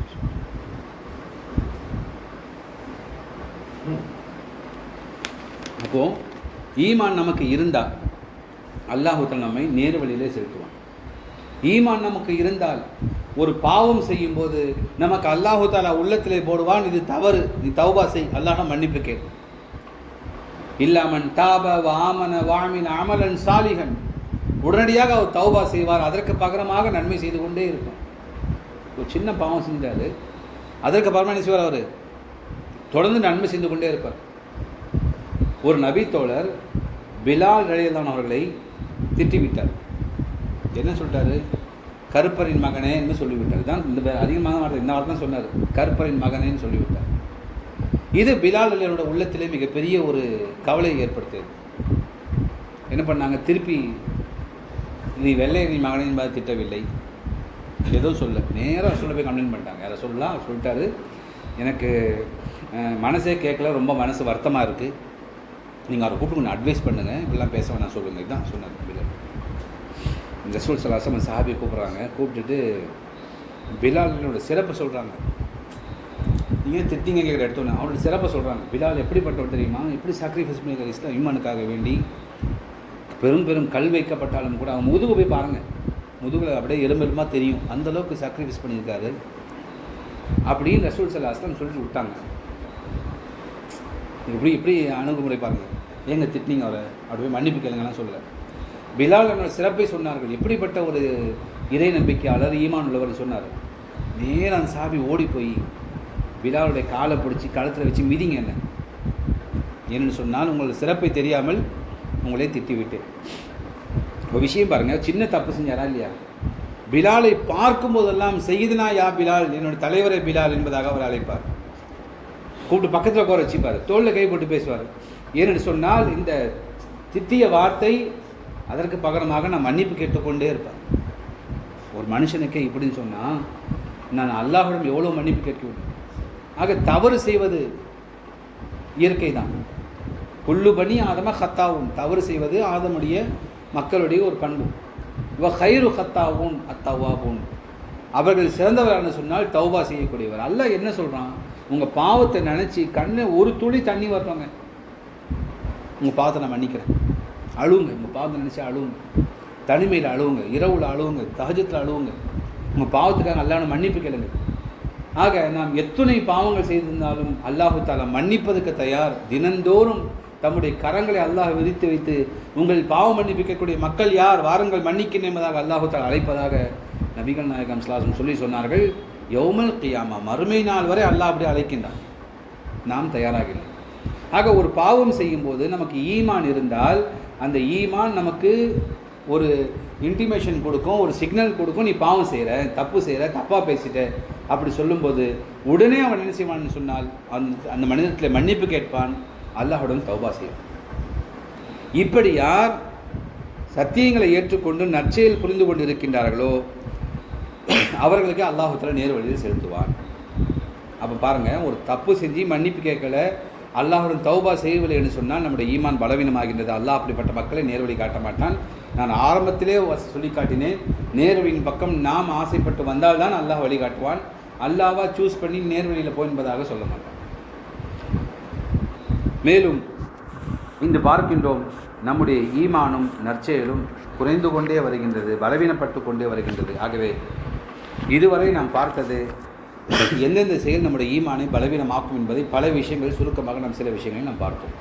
இனி அடுத்த பகுதியாக நம்முடைய ஈமானை பலப்படுத்த வழி என்ன, நான்கு விஷயங்களை சொல்லி நான் முடித்துக் கொள்கிறேன். முதலாவது வழி என்னவென்று சொன்னால், குர்ஆனின் பக்கம் திரும்ப வேண்டும்.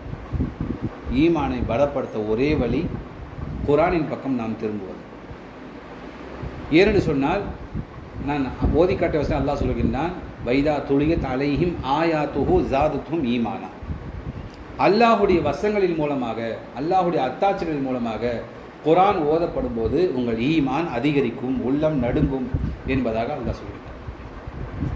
அப்போ ஈமான் அதிகரிக்க ஒரே வழி என்னவென்று சொன்னால் குர்ஆனின் பக்கம் திரும்புவது.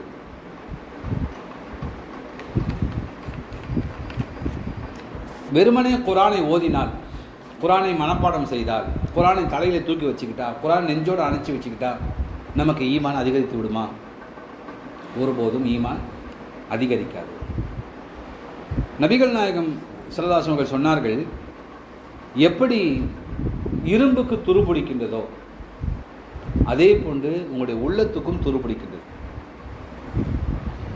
அப்போ சஹாபா கேட்டார்கள், யார சொல்லலாம், இரும்பை எப்படி சரி பண்ணி துருவை நீக்கணும் எங்களுக்கு தெரியும், நாங்கள் மண்ணெண்ணை ஊற்றி அதை ஊற்றி துருவை என்ன செய்வோம், நாங்கள் ரிமூவ் பண்ணுவோம். உள்ளத்திலுள்ள துருவை, உள்ளத்திலுள்ள அந்த துருவை எப்படி நீக்குவது? அப்போ நபிகள் நாயகம் சொன்னார்கள், குர்ஆனை பொருளறிந்து ஓதுங்கள். குரானை ஓதுங்கள், குரானை பொருளறிந்து ஓதுங்கள். 2 விஷயம் சொன்னாங்க. ஃபஸ்ட்டு பாயிண்ட்டுக்கு இந்த விஷயம் சொல்ல வரேன். குரானை நாம் பொருளறிந்து ஓதுவதன் மூலமாக நம்முடைய ஈமான் அதிகரிக்கும், நம்முடைய உள்ளத்தில் துரு என்ன செய்யும், நீங்கிவிடும். ஆக நாம் குரானை ஓதுகின்றோம், நமக்கு எந்த விதமான அச்சம் வரவில்லை, உள்ளத்தில் நடுக்கம் ஏற்படவில்லை, ஈமான் அதிகமாகவில்லை என்று சொன்னால் என்ன பிரச்சனை? குரானை நாம் எப்படி அணுக வேண்டுமோ அந்த முறையில் நாம் அணுகவில்லை. வெறும் சம்பிரதாயமாக வெறும் பெயரளவிலே ஓதுவதால் எந்த விதமான மாற்றமும் ஏற்படாது, எந்த விதமான ஈமானும் அதிகரிக்காது. ஆக குரானை வெறுமனே ஓதுவதால், வெறுமனே மொழிவதால், வெறுமனே சொல்லுவதால் எந்த விதமான மாற்றமும் வராது. அப்போ குரானை பொருளறிந்து ஓதுவதால் உணர்ந்து எப்போ அல்லாவுடைய அச்சம் வரும்? அல்லாஹ் சொல்கிறான் இல்லையா, உள்ள நடுங்குமே, என்னுடைய வசனம் ஓதிப்பட்டால் உங்கள் உள்ள நடுங்கணும் அப்படின்னு சொல்கிறானே. எப்போ நடுங்கும்? என்ன அல்லாஹ் சொல்கிறோன்னு நமக்கு புரியணுமா இல்லையா? ஆக மறுமையை குறித்து சொல்லக்கூடிய விஷயங்கள் நாம் அதிகமாக கொஞ்சம் கான்சன்ட்ரேஷன் பண்ண வேண்டும். நபிகள் நாயகம் ஸல்லல்லாஹு அலைஹி வஸல்லம் சொன்னார்கள், குரானை ஓதிக்கொண்டே இருந்தார்கள் அல்லாஹ்வுடைய தூதர்கள். திடீர் என்பதாக அழத் துவங்கி விட்டார்கள். திடீர்னு அழுகுறாங்க ரசூல் ஸல்லல்லாஹு அலைஹி வஸல்லம் குரானை ஓதும்போது. அப்போ கேட்குறாங்க, யாரை சொல்ல ஏன் அழுகுறீங்க சஹாபாக்கள் கேட்குறாங்க. சொன்னாங்க, சூரத்துல் ஹூதும் அந்த சூராவுடைய சகோதரிகளும் என் தலையை நரைக்க செய்து விட்டது. அந்த சூரா ஹூதுடைய சகோதரிகளும் ஓதுவதன் மூலமாக எனக்கு அழுகை வருகின்றதாக சொன்னார்கள். சூரா ஹூதுடைய சகோதரி என்று சொன்னால் சூரத்துல் வாக்கியா, சூரா நபா, சூரா தக்வீர் போன்ற சூறாக்கள். இதை ஓதுவதன் மூலமாக எனக்கு அழுகை வருகின்றது என்பதாக சொன்னார்கள். மேலும் சொன்னார்கள், நீங்கள் மறுமையை கண்ணால் பார்க்க வேண்டுமா, நீங்கள் விஷுவலாக மறுமையை பார்க்கணுமா? நபிகள் நாயகம் 3 சூறா சொன்னாங்க. இந்த 3 சூறாவை நீங்கள் ஓதுங்கன்னா வெறுமனே ஓதுறது இல்லை, அந்த 3 சூறா நீங்கள் விளங்குங்க, உங்கள் கண்ணுக்கு மேலே விஷுவலாக மறுமை தெரியும். என்னென்ன சூறா? சூரத்துல் இன்ஃபித்தார், சூரத்துல் தக்வீர், சூரத்துல் இன்ஷிகா. இந்த 3 சூறாக்களை நபிகள் நாயகம் ஸல்லல்லாஹு அலைஹி வஸல்லம் அவர்கள் பொருளறிந்து பாருங்கள், உங்கள் கண்ணுக்கு முன்னால் மறுமை தெரியும் என்பதாக சொன்னார். ஆக இப்படிப்பட்ட வசனங்கள் நாம் விளங்கி ஓதும்போது நம்முடைய உள்ளத்தில் ஒரு மாற்றம் வரும். உள்ளம் ரசூல் ஸல்லல்லாஹு அலைஹி வஸல்லம் அல்லாஹ்வும் சொல்வதை போன்று நம்முடைய உள்ளம் நடுங்கும், நம்முடைய கண்கள் கண்ணீர் வரும், நம்முடைய ஈமான் அதிகரிக்கும். அப்போ சஹாபாக்கள் குரானை அந்த அளவிலே அணுகினார்கள், அந்த அளவிலே குரானை விளங்கி கொண்டார்கள், குரானை புரிந்தார்கள். குரானை புரிந்து கொள்வதற்காக வேண்டி பல நாட்கள் பல மாதங்கள் சிரமங்களை மேற்கொண்டார்கள். அல்லாஹ்வுடைய சந்தித்தது விளக்கம் சொல்லுங்க, புரியவங்க என்பதாக சொன்னார்கள். ஒரு வசனம் புரியாமல், ஒரு வசனம் நம்முடைய மண்டையில் ஏற்றி கொள்ளாமல், ஒரு வசனத்தை குறித்து தெளிவான ஒரு நாலேஜ் வராமல் சஹாபாக்கள் அடுத்த வசனத்துக்கே போக மாட்டாங்களாம். அல்லாஹ் சொல்கிறான், நான் என்ன சொல்கிறான், இந்த குரான் வசனம் போதுனா ஈமான் அதிகரிக்க சொல்கிறானே, நமக்கு ஏன் அதிகரிக்கலை, நம்முடைய உள்ளம் ஏன் நடுங்கவில்லை? சஹாபாக்கள் கவலைப்பட்டார்கள், அதற்காக புரிந்தார்கள், அந்த வசனத்தை புரிந்தார்கள். எப்போ நம்முடைய உள்ள நடுங்கும்? அதுதான் சொன்னேன். அந்த 3 சூறா சொன்னேன் இல்லையா, அந்த 3 சூறாவை நீங்கள் வீட்டில் சென்று பொருளறிந்து தஃப்சீரோடு படியுங்கள். அந்த சூறாவை நீங்கள் மனப்பாடம் செய்யுங்கள். அந்த சூறாவுடைய சத்தம் காதில் கேட்கும் போதெல்லாம் உங்கள் உள்ளம் நடுங்கும். இது உண்மையில நேச்சுரல், மாற்று கருத்தில் வெறும் பேச்சுக்காக சொல்லவில்லை, உண்மையிலே சொல்லுகிறது. மறுமை குறித்த வசனங்கள் படிக்கும்போது, அந்த வசனங்கள் கேட்கும்போது உள்ளம் அப்படியே நடுங்கும். மேலும் அபூ ஹுரைரா ரலியல்லாஹு அன்ஹு அறிவிக்கின்றார்கள், ரசூலுல்லாஹி ஸல்லல்லாஹு அலைஹி வஸல்லம் அவர்கள் குரானை சில வசனங்கள் ஓதினார்கள். அந்த வசனங்கள் ஓதும்போது தேம்பி தேம்பி தேம்பி தேம்பி அழுதார்கள். சூரா நஜ்முடைய 59 62 வசனங்கள் ஓதினார்கள். தேம்பி தேம்பி அழுதார்கள். அப்போ சஹாபாக்கள் கேட்டார்கள், யார் சொல்ல எதுக்கு நீங்கள் அழுவுறீங்க? அப்போ நபிகள் நாயகம் ஸல்லல்லாஹு அலைஹி வஸல்லம் சொன்னார்கள், யார் அல்லாஹ்வை பயந்து அழுகின்றார்களோ அவர் நரகத்தில் நுழைய மாட்டார். அப்போ அல்லாஹ்வை பயந்து அழுதா நம்ம நரகத்தில் நுழைய மாட்டோம். அப்போ அல்லாஹ்வை பயந்து எப்போ அழுவ முடியும்? நடிப்பாக அழுவ முடியுமா? ஒரு அழுகை எப்போ வருங்க? நடிப்பாக அழுவ முடியுமா? எப்போது நாம் உணர்கின்றோமோ, சிந்திக்கின்றோமோ, உள்ளத்தில் பதிவு செய்கின்றோமோ அப்போது நமக்கு அழுகை வரும். அப்படி யார் அழுகின்றார்களோ அந்த கண்ணை நரக நெருப்பு தீண்டாது, மேலும் அவர் நரகத்தில் நுழைய மாட்டார் என்பதாக ரசூல் ஸல்லல்லாஹு அலைஹி வஸல்லம் சொன்னார்கள். அப்போது ரசூல் ஸல்லல்லாஹு அலைஹி வஸல்லம் அவருடைய வார்த்தைகளை, குரானை சஹாபாக்கள் அந்த அளவுக்கு நேசித்தார்கள், அந்த அளவுக்கு பின்பற்றினார்கள். நமக்கு ஏங்க அழுக வரல? இந்த வசனம் போது நமக்கு ஏன் அழுக வரல? குரானில் சில வசனம் இருக்குது, அந்த வசனம் எனக்கு செல்ஃபாக எனக்கு எப்போ கேட்டாலும் அழுக வந்துடும். அது நான் ஓதுனாலும் அழுக வரும், யாருன்னா ஓது கேட்டாலும் அழுக வரும். அப்படி பல வசனங்கள் குரானில் இருந்து கொண்டிருக்கு. என்ன காரணம் சொன்னால், அந்த வசனத்துடைய மீனிங்கை ஆழமாக நான் கொஞ்சம் புரிஞ்சு வச்சுருக்கேன், என்னுடைய அறிவு கொஞ்சம் புரிஞ்சு வச்சுருக்கேன். கேட்கும் போதெல்லாம் அழுகை வரும். ஆக இதே போன்று நீங்கள் குரானை இந்த மறுமையுடைய வசனங்களை எல்லாம் சிந்தித்து பார்க்கும்போது உங்களுக்கு நிச்சயமாக அழுகை வரும். உமர் அலி அவர்கள் அவளுக்கு முன்னால் குரானை ஓதப்பட்டார், அப்படியே ஸ்டக் ஆகிடுவாங்க, ஃபீஸ் ஆகிடுவாங்க. யார்? உமர் அலி அவர்கள். என்ன காரணம் சொன்னால், குரானுடைய வசனம் அவருடைய உள்ளத்தை அந்தளவுக்கு ஆழமாக தாக்கி கொண்டிருந்தது. உண்மைதான். முதலாக இஸ்லாத்தை ஏற்றுக்கொள்வதற்காக வேண்டி ஒரே வசனம் உமர் அவர்களை ஃபீஸ் ஆக்கியதா இல்லையா? இஸ்லாத்துக்கே அவளை புதுசாக வராது. இப்போ நம்ம இறை நம்பிக்கை தக்வா பயப்படுறது வேற. முஸ்லீமே இல்லாமல் வரும்போது ஒரே வசனம் இன்னனி அனல்லா, நிச்சயமாக நான் தான் இறைவன் என்று சொல்லக்கூடிய வசனம் உமர் அவங்க ஃபீஸ் ஆக்கிச்சா இல்லையா? எந்த குரான் காட்டுங்க, இந்த குரானை காட்டுங்க, நான் பார்க்கணும், படிக்கணும், என்னை கூட்டு போங்க அல்லாஹ்வுடைய தூதரிடத்தில். எந்த முகம்மதை வெட்ட வந்தாரோ அந்த முகம்மதுடைய கரம் பிடித்து இஸ்லாத்தை ஏற்றுக்கொள்வதற்கு மாற்றம் ஏற்படுத்தியது குரான். அப்போது அதற்கு பின்பு இஸ்லாத்துக்கு வந்த பின்பு ஹலீஃபான பின்பு கூட உமர் அவர்கள் பேசி கொண்டிருப்பார்கள். அவருக்கு முன்னால் குரான் வசனம் ஓதப்பட்டால் அப்படியே ஸ்டக் ஆகிடுவாங்க. கொஞ்சம் சஹாபாக்களை ஆசுவாசப்படுத்த வேண்டும், ஹலீஃபா அவர்களை கொஞ்சம் நார்மலைஸ் ஆகுங்க, கொஞ்சம் இதாகுங்க அப்படின்னு சொல்லி கொஞ்சம் லேட்டாக அவங்க நார்மல் ஆகுது. என்ன காரணம்னு சொன்னால், குரானுடைய ஒவ்வொரு வார்த்தையும் உயிரோட்டமான முறையில் அவர்கள் அணுகினார்கள், அவர்கள் ஈமான் பலமாகியது. அவங்க பயந்தாங்க நான் முனாஃபிக் ஆகிடணும்னு சொல்லிட்டு. சற்று யோசித்து பாருங்கள், நாமெல்லாம் எந்த அளவுக்கு நாம் அல்லாஹுக்கு அஞ்ச வேண்டும். ஆக முதலாவது நம்முடைய ஈமானை பலப்படுத்தக்கூடிய வழி, குரானை 4 வழிகளை அணுக வேண்டும். முதலாவது குரானை கற்றுக்கொள்ள வேண்டும்.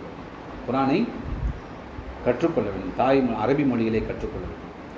இரண்டாவது, குரானுடைய விளக்கங்களை மொழிபெயர்ப்புகளை படிக்க வேண்டும். தப்சீரு ஃபஸ்ட்டு படிக்கணும், குரான் ஓத தெரியணும். அதுக்கடுத்து தப்சீரு, அதுக்கடுத்து விளக்க உரைகளை படிக்க வேண்டும்.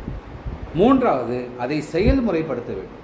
எதை படித்தோமோ அதை செயல்முறைப்படுத்த வேண்டும். 4, அப்படிப்பட்ட ஒரு சமுதாயத்தை கட்டமைக்க வேண்டும். இந்த 4 தான் குரான் நமக்கு சொல்லக்கூடிய கட்டளை. இந்த 4 செஞ்சால் போதும். நாம் எங்கே இருக்கணும் இந்த 4? சொல்லுங்கள் பார்ப்போம். 0ல் இருக்கும். இனி குரானை கற்றுக்கொள்ள வேண்டும், குரானை விளங்க வேண்டும், குரான் படி செயல்பட வேண்டும், ஒரு சமுதாயத்தை கட்டமைக்க வேண்டும். எனக்கு வயசு 75 ஆயிடுச்சு. நாளைக்கு மறுமை நாள் அல்லாஹ் கேள்வி கேட்க மாட்டானா? குரானுடைய கடமைகளை உரிமைகளை நிறைவேற்றிய நன்மை நமக்கு கிடைக்குமா? இல்லை குரானை நாம் உதாசீனப்படுத்த பாவம் நமக்கு கிடைக்கும் என்பதை யோசித்து பார்க்கணும். ஆகவே ஈமானை பலப்படுத்தக்கூடிய ஒரே வழி இந்த குரானோடு தொடர்பை வழி அதிகப்படுத்திக் கொள்வது. இரண்டாவது, ஈமானை பலப்படுத்தக்கூடிய ஒரே வழி நல்ல மக்களோடு நாம் ஃப்ரெண்ட்ஷிப்பாக தோழமையோடு இருப்பது. நம்முடைய நட்பு யார்கிட்ட இருக்கணும்? நல்ல மக்களோடு. நல்ல மக்கள்லாம் அவன் நல்ல பையன் அப்படின்னு சொல்கிறது இல்லை, நல்ல பையன் சொல்கிறது இல்லை. நல்ல ஃப்ரெண்டு யார்? அதுக்கு அபூபக்கர் சித்தீக் ரலியல்லாஹு சின்ன ஒரு ஸ்கேல் கொடுத்தாங்க, நல்ல ஃப்ரெண்டு யாருன்னு சொல்லிட்டு. யார் நல்ல ஃப்ரெண்டு சொன்னால், நீங்கள் தப்பு செய்யும்போது, நீங்கள் தவறு செய்யும்போது உங்களை அவனை எச்சரிக்க வேண்டும். நீ செய்கிறது தப்புப்பா, நீ செய்யக்கூடாது, இப்படி செஞ்சால் நீ நரகத்துக்கு போவ, இப்படி செஞ்சால் அல்லாஹ்வுடைய பனிஷ்மெண்ட் கிடைக்கும், இப்படி செஞ்சால் அல்லாஹ் அவனை கோவிப்பான். இப்படி யார் நீங்கள் செய்யக்கூடிய தவறுகளை எச்சரிக்கின்றார்களோ அவன் தான் உங்களுக்கு உற்ற நண்பன். சொல்லிவிட்டு சொன்னார்கள், உங்களுக்கு எதிரி யார் தெரியுமா? நீங்கள் செய்யக்கூடிய தவறுக்கு துணை போகக்கூடியவன்.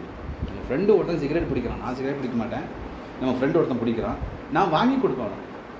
நான் சிகரெட் பிடிக்க பழக்கம் இல்லை எனக்கு. என் ஃப்ரெண்டுங்க அவன் ரொம்ப க்ளோஸ் ஃப்ரெண்டு. நான் யார் அவனுக்கு?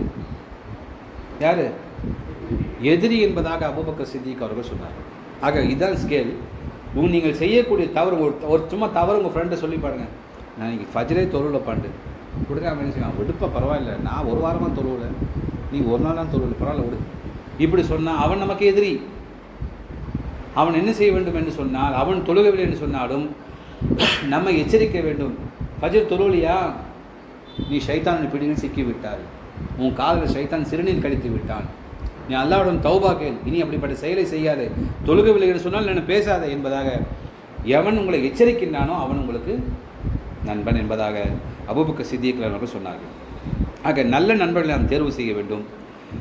யார் நல்ல நண்பர்களாக தேர்வு செய்கின்றோமோ அந்த நண்பர்களை நாம் நன்றாக புரிந்து கொள்ள வேண்டும். என்ன காரணம் சொன்னால், நாளைக்கு மறுமை நாளில் வயோம யாலுல் லாலிம் அலா எதேஹி யகூலு யாலை தனித்தகதி மார் ரசூலி சபீலா, மறுமை நாளில் நரகத்துள்ள மக்கள் புலம்பலை அல்லாஹு தாலா குர்ஆனுடைய 25 அத்தியாயம் 27, 28, 29 ஆகிய வசனங்கள் பதிவு செய்கின்றான்.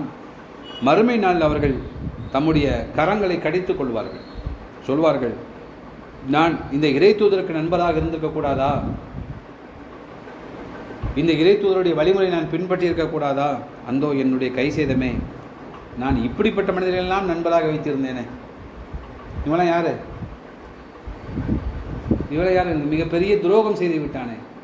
இவனெல்லாம் நம்பி நான் போனேனே, இவனை காப்பாற்றுவான்னு நினச்சேனே, இவன் வழிகேடு என்னை பலியாக்கி விட்டதே, நான் இவனுடைய அறிவுரை கேட்காமல் இருந்திருக்க வேண்டுமே என்பதாகெல்லாம் அவன் கை செய்தப்படுவான். சரி, கை செய்தப்படுறான்.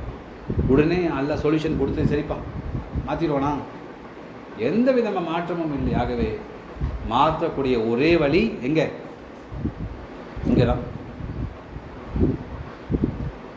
ஆகவே நம்முடைய நண்பர்களை நான் பார்ப்போம். ஆனால் நம்ம எப்படி இருக்கோம், நம்ம நண்பர்கள் எப்படி இருக்காங்கன்னு சொன்னால், இந்த மார்க்கத்தை பற்றி பேசினா, இஸ்லாத்தை பற்றி பேசினா ஃப்ரெண்ட்ஷிப்பை கட் பண்ணுறது. எப்போ பார்த்தாலும் குரான் ஹதீஸ், எப்போ பார்த்தாலும் தொழு, நோன்பு வை, தர்மம் செய். ஆனால் என்னங்க ஃப்ரெண்டு, ஒரு மூவிக்கு வரானா, எங்கன்னா ஒரு விஷயத்தை கூட்டு போகிறான்னா என்ன, இப்படி நம்ம தான் கை செய்தப்படுகின்றோம் என்று சொன்னால் நம்முடைய ஈமான் ஓட்ட விழுந்துச்சுன்னு அர்த்தம். அப்போ நம்முடைய நண்பர்களை நாம் கவனித்து தேர்வு செய்ய வேண்டும். ஏனென்று சொன்னால், கெட்ட நண்பன் நாம் தேர்வு செய்திருந்தால் அந்த கெட்ட நண்பன் நம்முடைய கரங்களை பிடித்து நம்ம எங்கே அழைத்து செல்வான்? நரகத்துக்கு அழைத்து செல்வான். மேல் நபிகள் நாயகம் சொன்னார்கள், அல்லாஹ் ரசூலுக்கு மாற்றமான பிதாத்துகள் உங்களை நரகத்துக்கு அழைத்து செல்லும் என்பதாக எச்சரித்தார்கள். ஆகவே ஒரு நல்ல நண்பனை ஏற்படுத்திக் கொள்ள வேண்டும் என்று சொன்னால் ஒரு முஃமினை ஏற்படுத்திக் கொள்ளும் என்பதாக ரசூலுல்லாஹி ஸல்லல்லாஹு அலைஹி வஸல்லம் சொன்னார்கள். ஆகவே ஏன் சொன்னால், அந்த மூமி பல உதாரணம் நமக்கு நண்பன் உதாரணம், கஸ்தூரி மனத்தை போன்ற நபர்கள் சொல்லியிருக்காங்களா இல்லையா? பல உதாரணங்கள் இருக்கிறாகவே நம்முடைய நல்ல நண்பன் மூலமாக நம்முடைய ஈமான் வலுப்பெறும். ஆகவே நல்ல நண்பர்கள் நாம் தேர்வு செய்ய வேண்டும். மூன்றாவதாக, நான் ஆரம்பத்தில் சொன்னேன் இல்லையா, இரும்புக்கு துருப்பிடிப்பது போன்று உள்ளத்துக்கும் துருப்பிடிக்கின்றது. அதில் ஒரு வழி என்னது? குரானை பொருளிலிருந்து படிப்பது, துருவ நீக்கக்கூடியது. இது ரெண்டாவது பாயிண்ட். இப்போ ரசூல் ஸல்லல்லாஹு சொன்னாங்க, ரெண்டாவது உங்களுடைய இதயத்தில் உள்ள துருவை நீக்கக்கூடிய மருந்து மரணத்தை அதிகமாக நினைப்பது. இன்னைக்கு மௌத்தை பற்றி பயம் நமக்கு சுத்தமாக இல்லை. ஒரு மௌத்துக்கு போனால் அதுக்கு என்ன உடம்பு சரியில்லாமல் இருந்தாரா, அவருக்கு என்ன கேன்சரா, இறந்துட்டாரா, இன்னால என்ன சொல்லணும் அப்படின்னு சொல்லிட்டு துவா செஞ்சு வந்துடுறோம். நபிகள் நாயகம் மரணத்தை சந்திக்க, மரணத்தில் கலந்து கொள்ள சொன்னதும், ஜனாசாவில் கலந்து கொள்ள சொன்னதும், நோயாளியை சந்திக்க சென்றதும், கபரில் அடக்கப்படும் போது கூட இருக்க சொன்னதும் அவங்க சப்போர்ட்டுக்காகவே இல்லை. அதை நம்ம புரிஞ்சிக்க மாட்டோம்.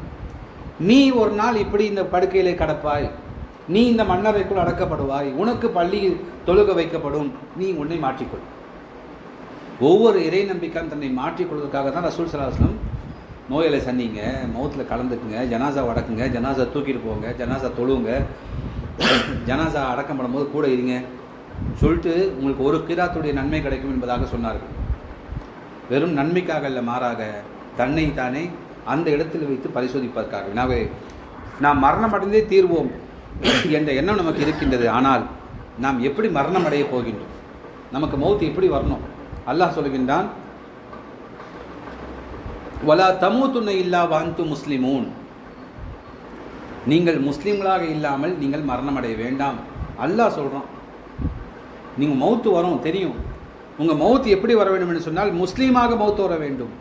முஸ்லீமாக மௌத்து வர வேண்டும் என்று சொன்னால், மௌத்து வந்து கல்யாண பத்திரிக்கை மாதிரி ஒரு வாரத்துக்கு முன்னாடி அடித்து கொடுக்கறது இல்லை இல்லையா? மௌத்து எப்போ வரும் நமக்கு தெரியுமா? தெரியாது. ஆனால் நீங்கள் எப்போதும் முஸ்லீமாக இருங்கள். ஹக்க துகாத்திஹி, அல்லாஹ்வை அஞ்சக்கூடிய முறைப்படி நீங்கள் அஞ்சுங்கள், முஸ்லீம்களாகலாம் நீங்கள் மரணிக்க வேண்டாம் என்பதாக இறை நம்பிக்கையாளருக்கு யா ஐயுஹல்லதீன ஆமனூ என்பதாக அழைத்து அல்லாஹ் தஆலா அறிவுரை சொல்கின்றான். ஆகவே நாம் முஸ்லீமாக மரணம் அடைய வேண்டும் என்று சொன்னால், மறுமையுடைய எண்ணம் நம்முடைய உள்ளத்தில் இருந்து கொண்டே இருந்தால் நமக்கு முஸ்லீமாக மரணம் அடைய வாய்ப்பு கிடைக்கும். மறுமையில் கேள்வி கேட்கக்கூடிய விஷயங்கள், அல்லாஹ் நம்மை கண்காணித்து கொண்டிருக்கின்றான் போன்ற விஷயங்கள் எல்லாம் நாம் நினைத்து பார்க்கும்போது நம்ம எப்படி மௌத்தா போவோம்? மூமினா மௌத்தா போவோம். அந்த எண்ணம் எல்லாம் எதுவும் இல்லாமல், எனக்கு ஒன்று சொன்னால் அப்போலில் கொண்டு சேருங்க, எனக்கு ஒன்று சொன்னால் அந்த ஹாஸ்பிட்டலில் கொண்டு சேருங்க, அந்த டாக்டரை பார்க்க சொல்லுங்கள், அவர்கிட்ட தான் இந்த ரிப்போர்ட்லாம் தெரியும்னு சொன்னால் எத்தனை டாக்டர்கள் பார்த்தாலும் சரி அல்லாஹ் ஒரே டாக்டர் உங்களை முடிச்சிருவோம். அப்போது மன்னிப்பு கேட்டு அழுது கதறி உங்கள் பேரில் 40ஆம் பார்த்தியா, வருஷம் பார்த்தியா, 6ஆம் மாதம் பார்த்தியா, ஓதி விருந்து சாப்பிட்டு எந்த பயனும் இல்லை நீங்கள் மாறாதவரை. ஆகவே முஸ்லீமாக மரணிங்கள். வலா தமூத்துன்னு அல்லாஹ் எச்சரிக்கின்ற அந்த அல்லாஹ்வுடைய உத்தரவு, வலா தமூத்துன்னு நீங்கள் மௌத்தாக வேண்டாம் இல்லா வாந்து முஸ்லிமூன், முஸ்லீம்களாக இல்லாமல் நீங்கள் ஒருபோதும் இறந்து விடார்கள் என்பது அல்லாஹ் சொல்லினார். கடைசியாக 4வது நம்மை நாமே தஸ்கியா சுய பரிசோதனை செய்து கொள்ள வேண்டும். நம்மை நாமே அல்லாஹ் தஆலா சொல்கின்றான், யா அய்யுஹல்லதீன ஆமனு தக்குல்லாஹ, ஈமான் கொண்டவர்களே அல்லாஹ்வுக்கு அஞ்சுங்கள். ஒவ்வொரு மனிதனும் அந்த நாளை தினத்துக்காக மறுமைக்காக என்ன தயார் செய்து வைத்திருக்கின்றான். நீங்கள் நம்ம யோசிக்கிறோமா இல்லையா? நம்ம பிள்ளையை படிக்க வைக்க போகிறோமா, நம்ம பிள்ளையை எங்கே கொண்டு சேர்க்க போகிறோம், நம்ம பிள்ளை எந்த காலேஜில் படிக்க போகுது, ஃப்யூச்சர் எப்படி இருக்க போகுது, அதை பற்றிலாம் யோசிக்கணும். ஒரு பெற்றோர் யோசிக்க வேண்டும். ஆனால் அல்லாஹ் சொல்லுகின்றான், முதலிலே கூ அன்ஃபுஸக்கும், உங்களை யோசிங்க. நீங்கள் நாளைக்கு மறுமை நாளில் எங்கே போக போகிறீங்க? 2 அல்லாஹ்வோட பார்வையில் 2 மனிதர்கள் தான். இன்னைக்கு உலகத்தில் எத்தனை ஜாதி ஜமாத்லாம் இருக்குது? அல்லாஹ்வோட பார்வையில் 2 பேர் தான். ஒன்று அல்லாஹ்வை ஏற்றுக்கொண்டோ அல்லாஹ்வை மறுத்தோ. நம்ம எதில் போய் சேர போகிறோம்? அல்லாஹ்வை ஏற்றுக்கொண்ட லிஸ்ட்டில் போய் இருக்கும். ஏதாவது ஒரு சின்ன செயல் அல்லாஹ் கோபம் வந்தால் டக்குன்னு அல்லாஹ் இதில் போட்டுருவான். அப்போ அல்லாஹ்வை மறுத்த விஷயத்தில் போட்டுருவான். ஆகவே நாளைக்கு மறுமை நாளுக்காக என்ன செய்திருக்கின்றீர்கள் என்பதை நீங்கள் சிந்தியுங்கள். அல்லாஹு தஆலா குர்ஆனுடைய 59 18வது அல்லாஹ் சொல்கிறான், மறுமைக்காக நீங்கள் என்ன தயார் செய்து வைத்திருக்கின்றீர்கள் என்பதை யோசியுங்கள் என்பதாக அல்லாஹு தஆலா சொல்கிறான். ஆக ஒவ்வொரு நாளும் நம்முடைய செயல்பாடு எப்படி இருந்தது என்பதை யோசித்து கொண்டிருக்க வேண்டும். ஒவ்வொரு நாளும் நான் ஆரம்பத்தில் சொன்னதை போன்று நம்முடைய ஈமான் எக்ஸ்பைரி ஆகாமல் ஒவ்வொரு நாளும் ஈமானை புதுப்பித்து கொண்டே இருக்க வேண்டும்.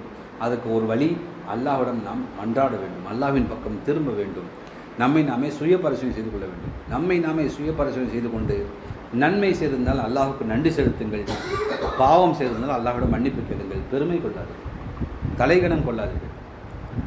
பரவாயில்ல, நீங்கள் 5 வேளை தொழுதுட்டேங்க, ஒன்றும் எல்லாத்துக்கும் ஃபோன் பண்ணி தொழுக போனியா, நானும் எங்கள் 5 வேளை தொழுது தெரியுமா? இதல்ல.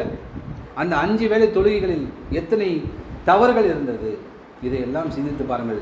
இதன் மூலமாக சுய பரிசோதனை செய்வதன் மூலமாக நம்முடைய ஈமான் பலப்படுத்தும். ஆக இறுதியாக கடைசியாக நான் சொன்ன 4 விஷயங்களை வரிசைப்படுத்துகின்றேன்.